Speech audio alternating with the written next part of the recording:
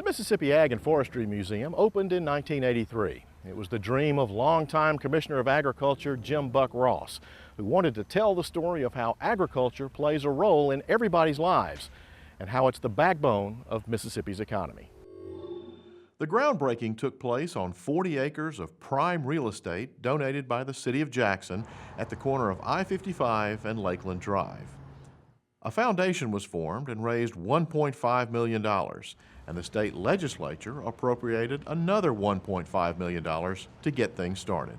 We opened our doors in 1983, and the purpose of the museum then was to be a teaching tool to people. We've got a gallery here in the Heritage Center, which is the main building on campus, that people relate to because it's in all the pictures of our advertising.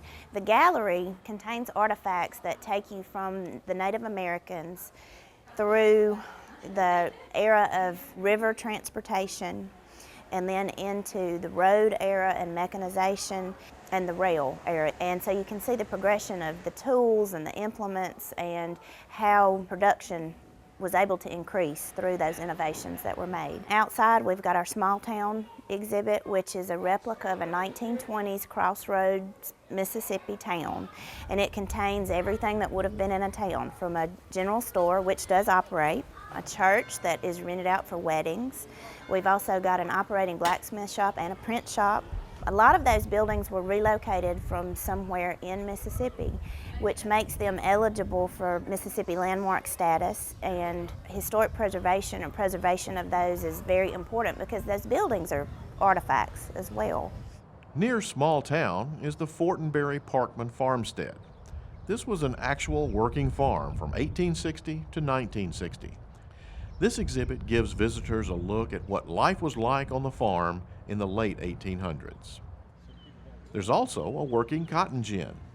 The cotton gin is very special. It is the oldest working cotton gin in the United States. And we crank it up at least once a year during Harvest Festival. I think people are really amazed to see that that gin takes up a whole building, and they can see the cotton as it comes off the plant, go through the suck pipe, and they can see the engine run, and then they can see the gin stands as the saw blades are taking the lint off of the seed, and we can show them the seed that comes out, and then the press and how that worked, and roll the bale out, and we weighed it. And don't miss the animal barnyard. We have chickens and goats and rabbits and ponies. We've also got a beef cow. His name is Rudy, that lives just outside the barnyard now. He's outgrown his stall, so he's in a pasture. But kids have the opportunity to see livestock, and it's actual livestock that would have been on a farm or would be on a farm today. The museum has been operating for over 3 decades, and Director Foy says it's now time for an upgrade.